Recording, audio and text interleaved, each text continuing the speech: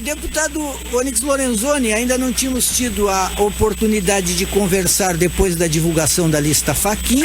Tenho acompanhado o que o senhor tem dito, tenho acompanhado, enfim, pelos jornais. Gostaríamos de ter aqui no Esfera Pública a sua manifestação sobre a citação ao seu nome.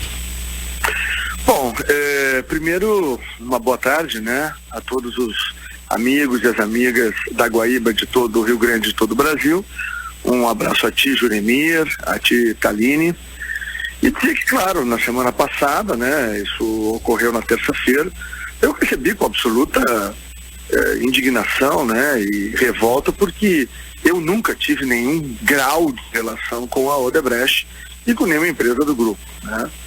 E, bueno, nós não tínhamos acesso aos autos que eu tive ontem, quando fui ao Supremo Tribunal Federal, né, e lá, porque eu acho que nesse momento, né, não pode ter desculpinha, notinha, mimimi, né, ou tu tem, né, a tranquilidade de saber que tu não tem nada a ver com essa lambança, e eu tenho 24 anos de vida pública sem nenhum arranhão, e eles vão continuar assim. Fui lá, abri meu sigilo fiscal, bancário, telefônico, né, não apenas o meu, mas de toda a minha equipe, com autorização deles, né, para o ministro Fachin. Também abri uma discussão sobre a abertura voluntária do foro privilegiado, né? Eu não quero nenhum privilégio, eu quero investigação rápida, eu quero pleno esclarecimento, porque eu tenho confiança e consciência de que não há nada de errado no meu procedimento. E bom, e aí, feito isso, né, que é o que me cabia fazer nesse momento, com firmeza, eu fui pesquisar ao longo dessa Páscoa que passou, onde poderia estar as áreas de motivação, né? E aí nós encontramos que na CPI da Petrobras, desde o seu início, já então, só para lembrar os nossos ouvintes, em abril de 2014, eu apresentei requerimento pedindo todos os contratos feitos pela Petrobras do continente africano. Logo depois, apresentamos, eu fui o primeiro parlamentar a demonstrar que o Lula era um traficante de influência também a serviço da Odebrecht, né? E convoquei também o senhor Alexandre de Alencar e outros diretores da Odebrecht para depor na CPI. Naquela época, em 2014, perdão, 2015, todas as datas são abril em diante de 2015, para ser preciso com os nossos ouvintes. Naquele período, a Odebrecht mantinha o discurso de que não tinha feito nada, de que era uma empresa que agia dentro da lei, né? Hoje a gente sabe que não era uma empresa, né? Ela era uma organização criminosa, por conta de tudo que está revelado, né? Tanto pelo Emílio Odebrecht quanto pelo próprio Marcelo Odebrecht, né? E havia o conluio aí de uma quadrilha, né? A quadrilha do Lula com a quadrilha da Odebrecht. E bom, e o tempo todo eu fui a pessoa que mais denunciou isso, né? Então a gente atribui a uma retaliação, né? Pela minha ação firme, que vem desde o meu primeiro mandato, né?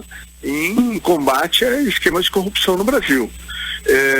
Nós temos muitos elementos novos que nós também estamos preparando para apresentar ao longo desse processo investigatório, e eu hoje firmo a convicção de que dentro de alguns meses, porque a investigação tanto da Polícia Federal quanto do Ministério Público deve durar aí 60 dias ou algo em torno disso, eu espero que a gente já tenha, né, a resolução desse processo, porque esse Alexandrino não passa de um escroque, de um vigarista, né, que durante muito tempo passou fazendo com o Lula as viagenzinhas para a África, as viagenzinhas para a América Latina, para fechar os negócios que eram do interesse da Odebrecht e do Lula, né? E, bom, até o codinome que, segundo ele, inventaram para mim, é adequado. Se o Lula era o amigo, né? Só poderia ser o inimigo, né? Agora, deputado Onyx Lorenzoni, como é que faz, né? Porque o senhor mencionou, disse que é uma retaliação, mas há uma série de políticos citados na lista. Lhe confesso que eu também fiquei surpresa quando vi o seu nome na relação do ministro Fachin, mas como é que fica o trabalho da investigação agora? Porque, bom, para que as delações tenham validade, há necessidade de apresentação de provas por parte dos delatores. É isso que eu quero ver. Qual é a prova que ele vai apresentar? Porque não tem, nos autos não tem. A prova que está colocada nos autos é ridícula, né? É ridícula. Não se sustenta. A delação. E a delação é contraditória. O problema é o seguinte, né? Eu passei o final de semana todo, né, da Páscoa, ouvindo todas as delações do Odebrecht, né? E ele mesmo diz, num dado momento, que durante toda a atividade dele, né, que era fazer lobby, né, que era exatamente fazer a aproximação e conseguir obter vantagens para o grupo, né, que ele representava. O que ele diz? Ele diz que em 100% dos casos ele foi procurado. Eu sou o único caso que ele procurou. Ele diz que em 100% está lá, depoimento, gravado. É só as pessoas irem procurar. Em 100% dos casos havia contrapartida. Comigo nunca houve. Era uma parceria para o futuro. Tá bem. Agora, só foi em 2006. Nunca mais me procurou em 2010, 2014, né? E ainda diz o seguinte, que entregou recurso para ajudar a me eleger no dia 10 de outubro. A eleição foi dia 1º de outubro. Que parceiro é esse que alcança recurso depois que passou a decisão do voto? Então é evidente, senão fica de pé, né? No próprio declaração que ele dá à Polícia Federal, não sabe quem entregou, não sabe onde encontrou. Primeiro, encontrei na Assembleia. Não, ele se lembrou que na Assembleia teriam as gravações e a identificação, né? Antes de subir dos gabinetes. Não é na Assembleia, foi no restaurante. Eu nunca tive no restaurante com esse cidadão. Nunca. Nunca tive relação nenhuma com esse cara. Tá? Então, eu tenho a minha consciência tranquila. Ontem abri o meu sigilo fiscal bancário telefônico, abri de toda a minha equipe. Aliás, na eleição de 2006 eu comecei a praticar isso. Pratiquei na eleição de 2006 em todas as subsequentes. Eu sempre abri o meu sigilo fiscal bancário telefônico de 1º de janeiro a 31 de dezembro, porque lá em 2006, pós-CPI dos Correios, onde eu ajudei a revelar o mensalão, né? Eu me lembro do episódio em 2006, deputado, que o falecido senador Romeu Tuma me chamou no gabinete dele. Oi? O senhor poderia esperar um pouquinho na linha, porque nós precisamos interromper agora para o Guaíba Notícias, mas queríamos terminar de ouvi-lo. Tá bem. Estou à disposição sempre. Estamos de volta com o deputado Onyx Lorenzoni antes do intervalo para não deixá-lo esperando. Por favor, complete seu pensamento. Não, eu estava contando, né, Juremir e Thalin, que no início de 2006, nesse período que aconteceu, teoricamente teria acontecido, né, o que disse esse vagabundo do Alexandrino, o ex-senador Romeu Tuma me chamou no gabinete dele e o senador gostava muito de mim, né? Ele tinha ficado muito impressionado em 2005 quando eu literalmente despi o Henrique Pezolato na CPI dos Correios, né? Naquele episódio da VisaNet. Bom, mas isso é outra coisa. Ele veio me dizer, olha, meu filho, eu tenho informações, né? Mas não posso te dizer como que eu as obtive. Está sendo seguido, está sendo monitorado, né, por ordem do governo.